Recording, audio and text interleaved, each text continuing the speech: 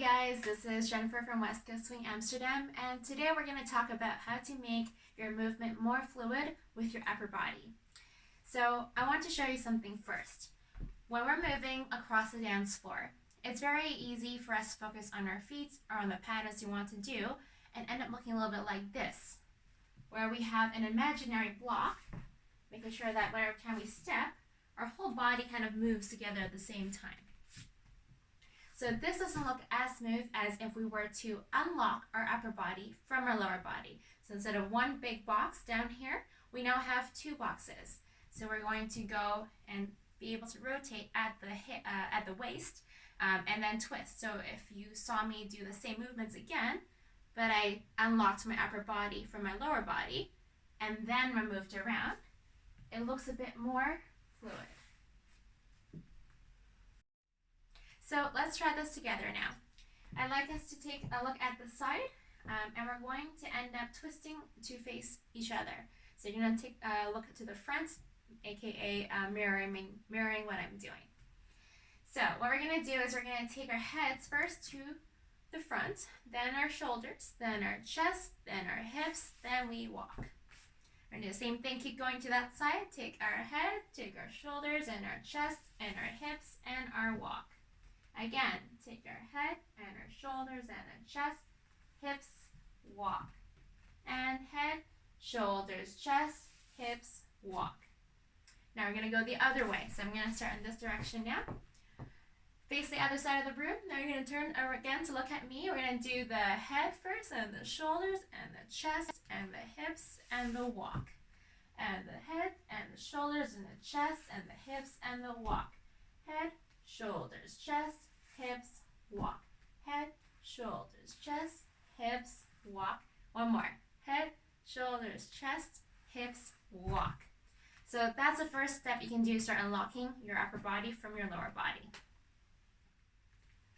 So now moving on to the next exercise, I'm going to be doing it based on triples. So just follow along.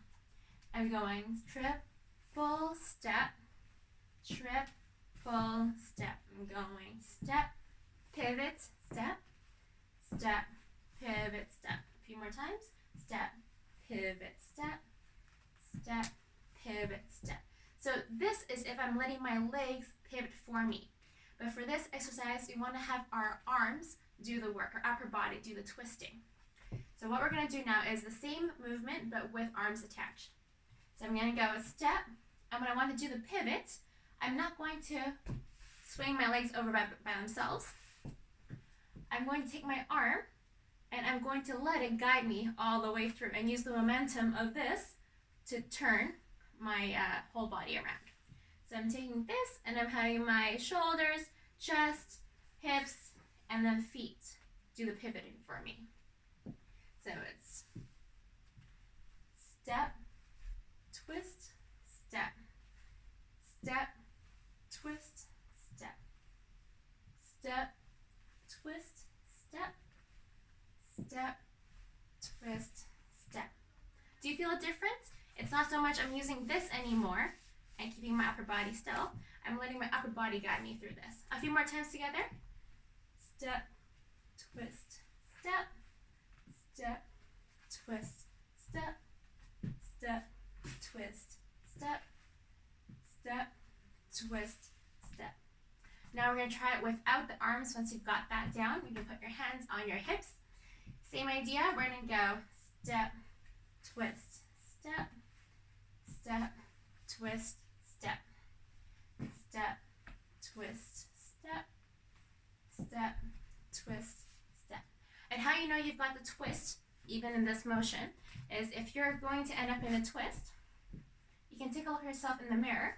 What you should see are diagonal lines going across your torso if you're having your shirt tucked in your pants. And this tells me that I'm going to be twisting, I am twisting my upper body. If I'm not, then what I'm going to see is that it's just going to be regular and loose. So now we're going to try and apply that into a few of our basic patterns, and we're going to be doing the underarm turn for both leaders and followers right now, but really it could be applied to anything that has a half turn in it. So for the leaders, I'm just going to show it from this side. If you're doing an underarm turn, we're going 1, 2, oh look, it's going to be a twist. My upper body can be facing this way, and my lower body is currently facing that way. So on the 2, I'm going to go with 3, 4, 5, 6. So this once I've practiced the rotation enough, I can put that in there. From this direction, I'm going 1, 2, twist and go. Triple step. For the followers, it's the same idea. 1, 2, 3. I'm going to see it. Oh, look, there's a twist going on here. My upper body can go this way while my lower body is facing that way. 3, and I'm going to let my twist do the job. 4, 5, and 6. From this direction, I'm going as a follower. 1, 2, twist and cross. 5 and 6. So you see that gives you a lot more dynamicism than just straight powering it through with a boxed body. Good luck on the practice. Let us know if you have any questions, and we'll see you in the next video. Bye guys.